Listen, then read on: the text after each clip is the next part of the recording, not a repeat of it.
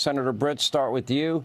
Let's see. If I recall correctly, Obama, Afghanistan, Iraq, Syria, Libya, Yemen, Somalia, Pakistan. George W. Bush, Afghanistan and Iraq. If I recall, Bill Clinton, Iraq, Serbia, Sudan, and Afghanistan. And I can go back to George H.W. Bush, Iraq and Panama. Reagan, Libya, Grenada. Sounds like the War Powers Act argument is long dead and gone, and they forget the new legislation adopted after 9/11 by Congress.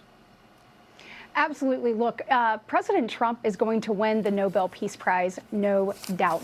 You look at what he's done with the Congo and Rwanda. You look at where he is with Pakistan and India and what he's done there. And then you look at this, what everyone talked about but no one thought was possible. He has brought peace to a region that needed stability. He has shown what America First policy actually is. He's made sure that he's preserving American lives at every single turn. Look, President Trump understands what we need. We need a president who is unafraid to act and that stands firmly with the American citizens. That's what we saw today. And look, Democrats don't know what to say. I mean, their silence has never been louder, if you know what I mean. And I think it's because President Trump just keeps winning and they don't know what to do.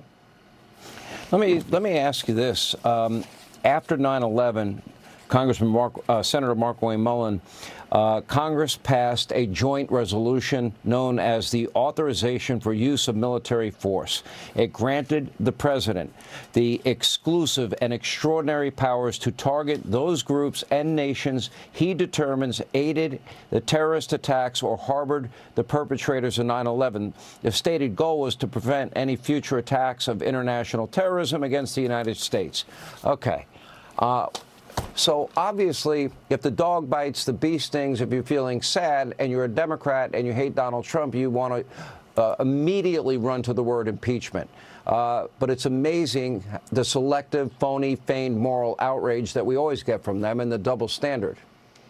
Yeah, Sean, remember it was in 2011, I think it was the 1st of January 9th or something like that in 2011, Nancy Pelosi, during a press conference, was asked about Obama's attack in Libya. Remember, that attack went on for 7 months, not 12 days. It went on for 7 months.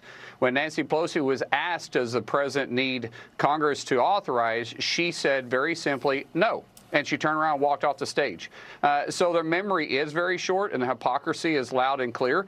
And keep in mind, when Congress passed the War Powers Act, all it did was require the president to inform Congress within 48 hours, which he did. He informed Congress almost immediately.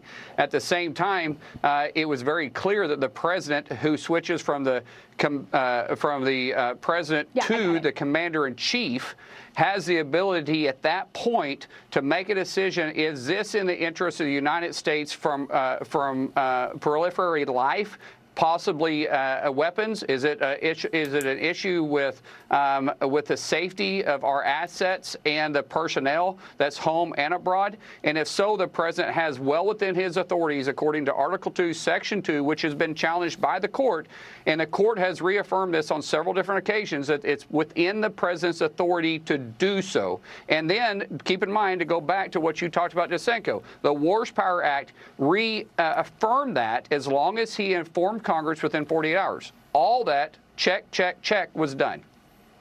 Yeah. All right. So let's talk about the president and the ceasefire agreement. What would you like to see negotiated by Steve Witkoff and Secretary of State Rubio, Senator Britt? Look, I mean, we've seen over the last 4 years, obviously, an emboldened Iran. We saw Joe Biden kind of step back from sanctions. I want to make sure in this that not only do we cut off that money that they've been using to fund terrorism all across the region, but I want to make sure that they recognize Israel. Look, President Trump did remarkable things in the first term. I mean, when he brought together the Abraham Accords, he set the foundation for peace and success for this region for generations to come. I want to make sure we build off of that. Look, look, you can't ask the people of Israel to raise their children in bunkers. You can't ask them to live every day not knowing if missiles are going to come abroad or overhead. We've got to have some stability, and the Iranians have to be able to say, look, we recognize Israel. We want to be able to see that, and ultimately, hopefully that's where we get to.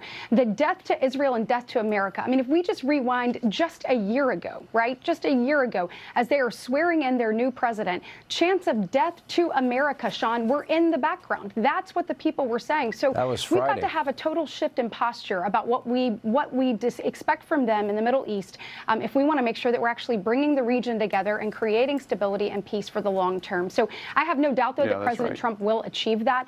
People know when he speaks, you better listen. They have learned that lesson the hard way, and I know that he will make sure that Israel is in a strong place, that the Jewish people have confidence and have the ability to live and thrive, and that Iran makes good on whatever promises that he has gotten from them in order to create this peace deal. So I have no doubt that President Trump will make this happen, and anyone who underestimates him hasn't been watching him. Senator Mark Wayne Mullin, we only have a minute, but I hope one of the consequences of the president's, devastation to their nuclear program is that countries in the region will no longer have the fear of Iran, and that they will sign on to the Abraham Accords, and we can actually usher in a new era of real peace. Is that a possibility? Yeah, I think it's a possibility. Not everybody can call it the Abraham Accord. It may have to call it normalizing relationships. But what President Trump demonstrated is that you can lead by strength. And when you're able to do so, the rest of the world pays attention. What President Trump did here is he reset the rightful place of the United States of being the leader in the world. And now the rest of the Middle East can breathe a sigh of relief. No one in that region wanted Iran to have a nuclear weapon. No one did. And now the best way to achieve peace is make sure you have economic ties. You can do that through the Abraham Accord, or you can do that through normalization. But the more you tie their economy together, the longer peace will happen. All right, Senator Mark Wayne Mullin, thank you. Senator Britt, thank you. When we come back, Democrats actually